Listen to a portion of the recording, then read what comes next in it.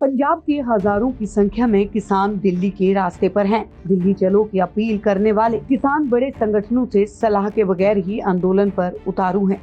यूनियनों के भीतर वैचारिक मतभेद ने किसानों के बीच भ्रम की स्थिति पैदा की है। भारतीय किसान यूनियन, उग्राहा और राजेवाल जैसे संगठनों ने आंदोलन से किनारा कर रखा है। एक अध्ययन से पता चलता है कि केवल छोटे और सीमांत किसान, खेत मजदूर और वरिष्ठ नागरिक ही विरोध का हिस्सा है। जिम्मेदार किसान अपने खेतों में काम कर रहे हैं। दिल्ली चलो मार्च का नेतृत्व कर रहे किसान संघ पंजाब के कृषक समुदाय के सिर्फ 1/3 का प्रतिनिधित्व करते हैं। किसान आंदोलन 2.0 में न सिर्फ ताकत बल्कि तीव्रता की भी कमी नजर आती है। मसलन जगजीत सिंह ढलेवाल की अगुवाई में भारतीय किसान यूनियन सिद्धूपुर और सरवन सिंह पंडेर की अगुवाई में किसान मजदूर संघर्ष समिति आंदोलन पर है। इनके अलावा जोगिंदर सिंह उराहा के नेतृत्व वाली वीक्यू एकता उग्राहा और बलवीर सिंह राजेवाल की अध्यक्षता वाले वीक्यू राजेवाल जैसे पंजाब के सबसे बड़े किसान संगठनों ने दिल्ली कूच से किनारा कर रखा है। आपको बता दें कि जोगिंदर सिंह उग्राहा खनौरी सीमा पर जमे पंडेर और ढलेवाल की आलोचना भी की। उन्होंने कहा, दिल्ली चलो की अपील 2 किसानों यूनियनों की है। अब ये विरोध जायज है या नहीं, मांगे वास्तविक हैं या नहीं, इसके लिए केवल ये यूनियनें ही जिम्मेदार हैं। दिलचस्प बात यह है कि उग्राहा और राजेवाल समूहों से जुड़े किसान भी अपने गेहूं और सरसों के खेतों के प्रबंधन में व्यस्त थे। अमृतसर के किसान गुरदेव सिंह वारपाल कहते हैं, हम किसानों की मांगों का समर्थन करते हैं, लेकिन जो लोग विरोध प्रदर्शन का नेतृत्व कर रहे हैं उन्होंने सभी किसान यूनियनों से सलाह नहीं ली।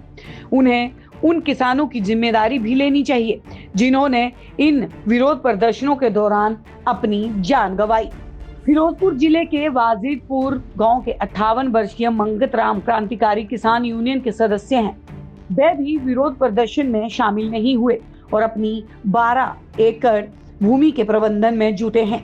वे कहते हैं, किसान आंदोलन 1.0 ने सभी पूर्व यूनियनों को एक बैनर के नीचे ला दिया था, लेकिन किसान आंदोलन 2.0 में लाखों लोग तो एकजुट हुए। जो लोग दिल्ली चलो मार्च का नेतृत्व कर रहे हैं उन्होंने गलती की।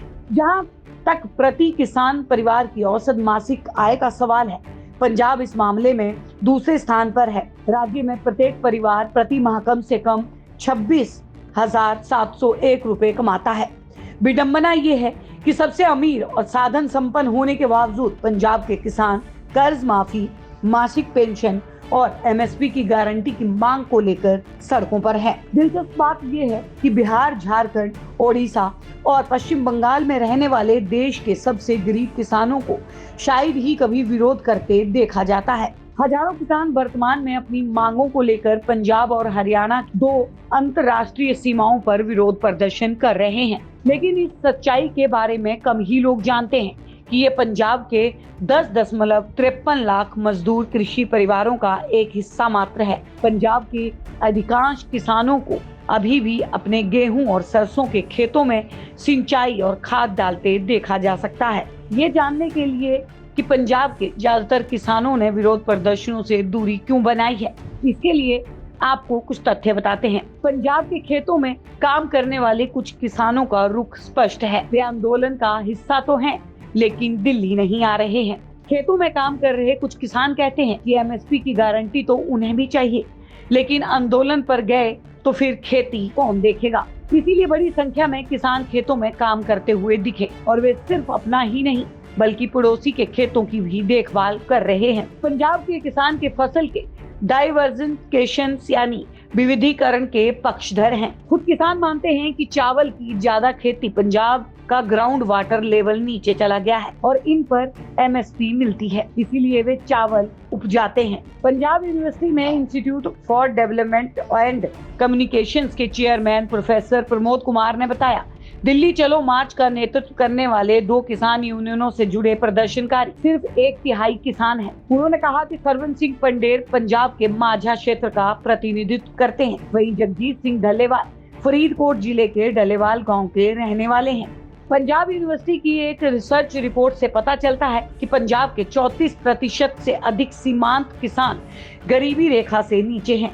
राज्य के 20% छोटे किसान 1 से 2 हेक्टेयर भूमि के मालिक हैं और गरीबी रेखा से नीचे है। इन किसानों की प्रति व्यक्ति आय 935 रुपए है। किसान की घटती आमदनी, मुनाफा और खेती किसानी की स्थिति से किसानों के बीच तनाव भी पैदा हुआ है। पंजाब के 89% किसान कर्ज में डूबे हुए हैं, जो एक पीढ़ी से दूसरी पीढ़ी तक पहुंचते पहुंचते और बढ़ जाता है। अनुमान है कि पंजाब से किसानों का कुल कर्ज 70,000 करोड़ रुपए से लेकर 1 लाख करोड़ रुपए के बीच है। नाबार्ड द्वारा जारी आंकड़ों में राज्य में आड़तिया कहे जाने वाले निजी साहूकारों द्वारा दिया गया लोन शामिल नहीं है। नाबार्ड की एक हालिया रिपोर्ट में कहा गया है कि पंजाब में प्रत्येक किसान परिवार पर वित्तीय संस्थानों का अनुमानित 2.95 लाख रुपए बकाया है, जो 28 राज्यों के किसानों में सबसे ज्यादा है। पंजाब के किसान खेती छोड़कर मजदूर बन रहे हैं। 2012-13 के दौरान किए गए एक अध्ययन से पता चला कि 1991 के बाद 14.39% किसानों ने खेती छोड़ दी। 2000 के बाद ये प्रतिशत बढ़कर 63.6% हो गया। अधिकांश किसानों के अपने खेतों में व्यस्त रहने का एक और कारण ये है कि वे पट्टे पर दिए गए खेतों में फसल उगा रहे हैं। खेत छोड़ने से नुकसान हो सकता है क्योंकि गेहूं की फसल को नियमित सिंचाई की जरूरत होती है।